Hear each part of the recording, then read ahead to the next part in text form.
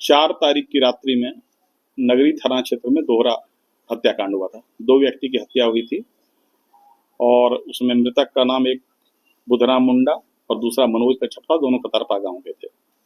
यह घटना बड़ी ही हृदय विदारक थी और रांची पुलिस के लिए बहुत बड़ी चुनौती थी, जिसमें तुरंत ही एक एसआईटी गठित किया गया रूरल एसपी के नेतृत्व में। और इस पूरी टीम में जो लोग थे उसमें सुमित कुमार अग्रवाल रूरल एसपी थे, अरविंद कुमार डीएसपी 2, महेश्वर प्रसाद सिंह सदर अंचल के पुलिस इंस्पेक्टर, रामनारायण सिंह रातू थाना प्रभारी, अनिल कुमार तिवारी और मांझी थाना प्रभारी, अभिषेक राय थाना प्रभारी नगरी जिनके एरिया में घटना घटी थी, दलादली ओपी का संदीप कुमार, नगरी थाना का शुभम कुमार, रातू थाना का उज्जवल कुमार और उसके बाद क्यूआरटी टीम और हमारे टेक्निकल सेल की टीम थी। ये पूरी टीम ने आउटस्टैंडिंग इन्वेस्टिगेशन किया और इस इन्वेस्टिगेशन के बाद हम लोग जो है 2 अभियुक्त को इसमें पकड़ पाए हैं। पहला वह अभियुक्त जिसने गोली चलाई, उस व्यक्ति का नाम मनोहर टोपनो है। ये आर्मी का जवान है। ये 47 आरआर रेजिमेंट का जवान है और ये भी नौकरी कर रहा है।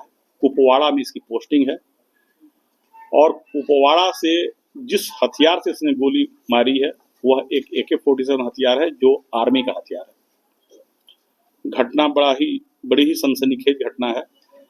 कारण जो ये बता रहा है और जो प्रथम दृष्टिया सही प्रतीत हो रही है, इसका कहना है कि 2015 के आसपास इसने एक एग्रीमेंट किया था जमीन का उसी गांव कतरपा के शनिचरवा मुंडा से। उसी का भाई बुधराम है जो मृतक है, लेकिन इसने 2 लाख एडवांस किया। 36 डिसमिल जमीन थी, 22,000 रुपये प्रति डिसमिल बात हुआ, 2 लाख इसने एडवांस भी दिया, लेकिन उसके बाद वह जमीन उसमें डिलीवरी नहीं होने लगी। उस शनिचरवा की मृत्यु हो गई। फिर बुधराम जो था उसने इसे देने से मना कर दिया और लगातार अड़ंगा लगाता रहा। बहुत दौर का निगोशिएशन चलता रहा। फिर इसने जो है एक एग्रीमेंट किया, चलो 36 में से 18 डिसमिल ही दे दो। फिर 18 की बात हुई, फिर इसने 2 लाख एडवांस दिया, लेकिन फिर से बुधराम लगातार इसके काम में अड़ंगा लगा रहा था और जमीन की डिलीवरी नहीं हो रही थी इसको। उसके घर वाले तक ने कहा बुधराम को कि नहीं तुम छोड़ दो, अब जब वो पैसा दे दिया तो जमीन दे दो, लेकिन बुधराम इस बात को नहीं मान रहा था। अल्टीमेटली 2015 से मैटर खींचते खींचते 2024 चला आया और पहले 36 से 18 डिसमिल पर ये माना। 18 के बाद ही जो सड़क पहले 8 फीट थी उसको चौड़ा करके वो 18 फीट कर दिया, दूसरे को जमीन बेच दिया और ये लगातार परेशान था। अब इसको लगा कि जब तक बुधराम जीवित है हम इस जमीन पर कब्जा नहीं कर पाएंगे और इस आक्रोशवश इसने जो है पहले वहां पर एक हथियार की चोरी की आर्मी से।